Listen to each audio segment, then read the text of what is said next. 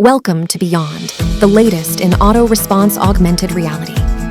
With Circle's latest subdermal device, uncon times are 125% more realistic. Trade away your boring waking hours for exciting realities. Engage in neuro-cafes with friends and loved ones. Your daily routine will be anything but.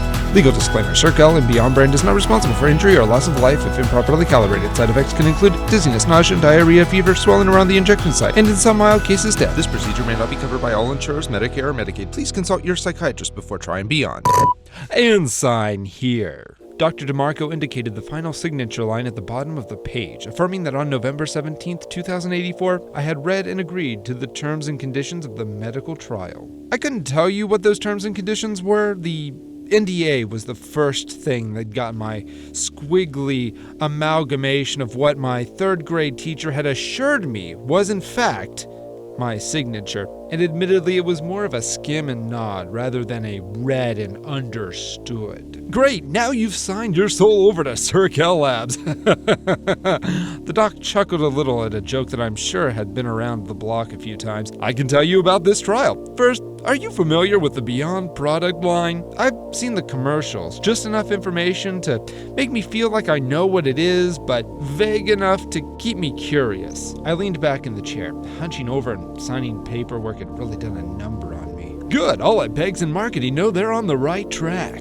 Anywho, Beyond is a nanoprocessor that gets shoved between your occipital lobe and your cerebellum. It induces a network-connected fugue state, leaving your body to do whatever it is that you would normally do during the day. Your routine. You would be awake, but with a layer of augmented reality. Want to play some video games while at work? No problem. The AI within the Beyond can handle any repetitive manual labor task, most basic white-collar professions, and even some mid-level management. Beyond syncs with your company's NEG system, and they coordinate your body to achieve whatever benchmarks that need to be reached. The doc collected the tablet and put it back in his desk drawer. That's what's so great about this whole thing. The rest of your mind is free to experience whatever you want, while your body does the grunt work. I didn't know the interconnected nature of Beyond. I'd heard from friends that it was VR on steroids, but this was sounding like a no-brainer. But what if something happens outside my routine? Beyond has a low-band connection to public obs, so whenever your local area is in a warning event, you'll immediately be dropped out of your AR state and regain full control of your motor functions. This, of course, is going to sync to your company's internal obs. That sounds a little freaky. I shifted in my seat uncomfortably. This is basically turning us into meat machines that integrate with our company's intranet. You mean more than you already are? You show up for work at a specified time because you're told to. You go on break and eat lunch at designated times because your company tells you to. You're given assignments in order to meet company goals. You're already a meat machine, my friend. You just don't have the option to have a fancy layer of augmented reality on top of what is otherwise a very boring and very repetitive day. He continued to explain the upgrades for the next gen I'd be implanted with: increased security patches, higher resolution AR, adjustable pass-through. I wasn't sure what that meant until the thing was fully functional. Next was an hour-long orientation which included thought exercises that would help me control this thing.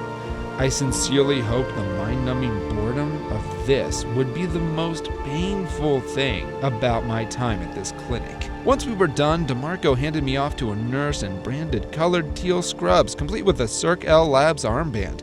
She led me to an outpatient operation room filled with monitoring devices, a chair with a hole in the headrest, and various medical ephemera. Tiffany, the nurse, directed me to sit down in the chair. I barely had time to feel the plush seat before a mask was placed over my nose and mouth, forcing me unconscious. When my bleary eyes finally opened, I instinctively felt the back of my head. Other than a dull pulse at the injection site, there were no signs of procedure had even taken place. A sharp digital chime resonated through my senses, pulling me further away from the fog of amnesia. My body responded before my full consciousness took over, sitting up straight and swinging my legs off the chair. It was a mechanical grace that felt unfamiliar yet precise. The nurse was already there, checking vitals with a small device that hovered above my wrists. "All systems are functioning within optimal parameters," Tiffany announced with a practical smile. "Remember, take it slow at first. Your brain needs to adjust to the new inputs. Any discomfort, But her words were fading into the background as my senses adjusted. Not to the sterile white of the medical room, but to the vibrant overlay of the Beyond interface. A tutorial prompt flickered in my vision, but I dismissed it with a thought. The immediacy of control was intoxicating. After exploring some of the menus and interacting with the system in general, the view of the system dimmed and the real world emerged from a kind of fog. And that is the variable pass-through. This is one of the main features of the V4. You may have some issues, so as part of your tester feedback, please let us know any issues you might have with responsiveness. Any questions before we let you into the real world? I didn't know what I didn't know, so the answer was no.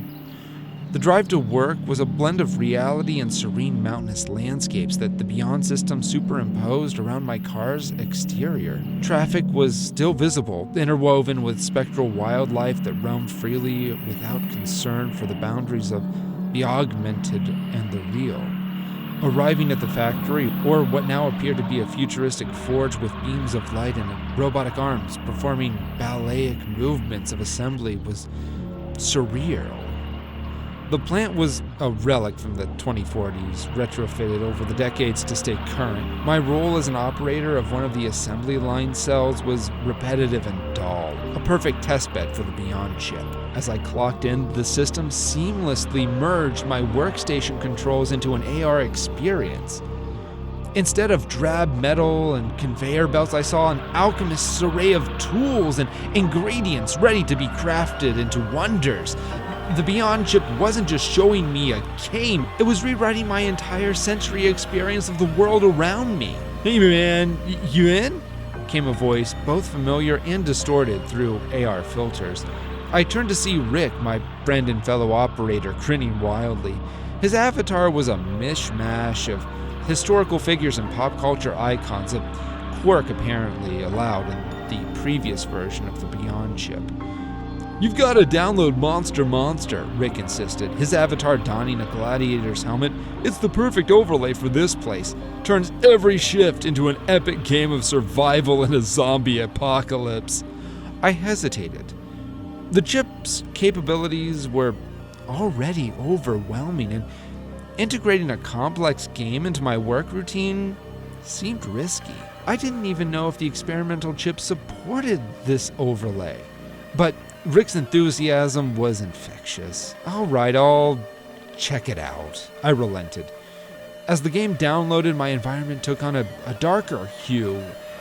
The forge became a fortified entrance lit by the occasional flicker of fires and burning vehicles. The robotic arms transformed into mounted turrets. Any window in view was either barricaded or bashed open, and it was soon clear why. My conscious job was simple: maintain the machines and ensure the assembly line continued uninterrupted. In Monster, this translated to defending my outpost, repairing defenses, and keeping the power grid flowing smoothly. That alone would have been challenging enough, managing power outputs and resources, but the zombies made this task impossible. They poured in from any window that wasn't secured. Our area of the plant was secured, especially with fellow survivors like my friend Rick. The rush was immediate. My body's movements were swift and sure, guided by the chip's adrenaline enhancements.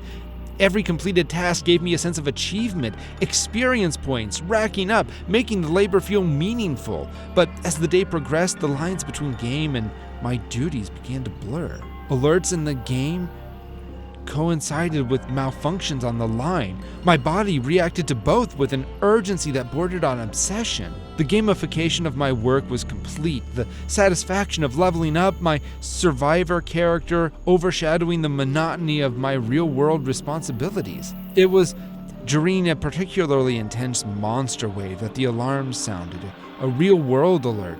The Beyond system reacted instantaneously, peeling away the layers of AR to reveal the factory in chaos. A machine had malfunctioned, spilling components across the floor. I stood there, momentarily stunned as my coworkers scrambled. Unaided by augmented reality or adrenaline boosts, the duality of my experience was suddenly clear. In one layer of reality, I was a survivor in a post-apocalyptic wasteland. In another, just a worker in a 21st century factory, facing a real and present danger. Taking a deep breath, I stepped forward to join the fray. The Beyond chip augmented my reality once more, this time with a heightened focus on the task at hand. The adrenaline surge wasn't just for games. It made me faster, stronger, and perhaps even more capable to face off actual threats. As the emergency was contained and the Beyond interface suggested a return to the actual game, I found myself at a crossroads. Was I the survivor fighting off monsters, or the laborer safeguarding the gears of society? The shift dragged on, with the duality of my existence wearing thin. The chip's relentless overlay of monster on my everyday task was becoming less a thrilling escapism and more a confusing jumble of stimuli. As I defended virtual barricades and repaired imaginary turrets, Rick too was getting sloppy, his avatar's armor dented and smeared with virtual blood. Our eyes met across the factory floor, a silent acknowledgement that the game was getting out of hand. We were no longer just players, we were becoming part of the game, and the boundaries were fading. The day's fatigue began to claw at my muscles, my mind battling to maintain focus as I switched between realities. The blaring alarms of earlier had triggered something in the chip, or perhaps in me. Every shadow in the corner of my eye twitched with the movement of unseen monsters. Every creak and groan of machinery sounded like the growl of an approaching danger. "Hey, you alright?" Rick's voice cut through the fog, but his face was pale, his avatar's flamboyance dimmed to a hollow glare. "Just tired," I mumbled, but the word felt like an understatement. It was more than physical exhaustion, it was a mental strain, the effort of continuously discerning reality from augmented hallucination. The factory now was less a place of work and more a battleground, where the spoils of war were measured in productivity metrics and efficiency reports. I felt a surge of adrenaline as another wave of zombies assaulted my station. I fought them back. My movements mechanical, driven by the Beyond's enhancements, yet something was amiss. A scream pierced the air. Not from the game, but from the factory floor. I snapped to attention, the AR system retreating as the stark, grim reality of the factory came into focus. A colleague was down, caught in the machinery, a real casualty amidst our augmented fantasy. My heart raced, my hands shaking with a sudden dump of adrenaline no longer directed by the game. Emergency protocols kicked in, the augmented reality faded to a mere whisper as I rushed to help. Others joined, but the damage was done. As the situation stabilized and medical teams took over, Rick and I exchanged a look of haunted realization. This person didn't have a Beyond chip, just like me, less than 24 hours ago. I knew the productivity benefits of the system, but I never thought it could extend to safety benefits as well. Then a moment of harrowing clarity as the chip seemed to make a decision, peeling back the layers of reality to reveal a scene, the game enveloping us completely. The activity of medical personnel transformed into a massive zombie boss, and our co-worker into a fellow survivor, or maybe a nearly turned zombie, depending on their position and tasks in the real world. Rick and I exchanged a look of haunted realization, the Beyond chip momentarily freezing as we struggled to separate the real threat from the game's fantasy. Our minds, addled by fatigue and the seductive pull of the game, accepted the new scenario without question. We fought the boss, our movements expert and precise thanks to the enhancements of the chip. Unfortunately, that wasn't enough. Rick's avatar flickered, and then with a jolt that ran through my own chip, our in-game personas were consumed by a pack of zombies. On the factory floor, we simply stood, stunned. While in the game, our status changed from survivor to undead. With the shift's end, the game automatically saved, logged our new status as part of the zombie horde. The walk to the locker room was silent, save for the occasional murmur or conversation from our unaffected co-workers. The weight of our loss settled heavily on my shoulders. Within the realm of Monster, we had simply transitioned to the next phase of play. As I reached for my belongings, a notification blinked into my field of view. Despite my earlier intentions to ignore the game, Monster requested an update. Install now. I hesitated.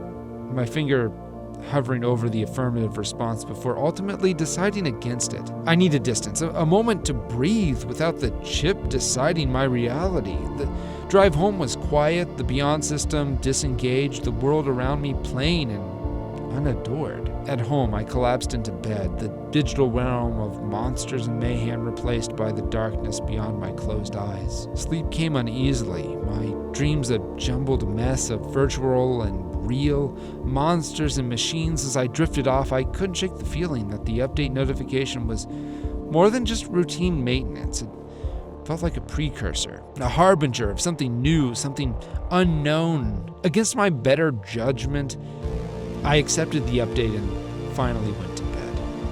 Oh my, I wonder what'll happen next! You're just gonna have to come back next week and find out. Hope you enjoyed this sci-fi story. If you need to get to bed and want some sleep meditations, check out this video over here.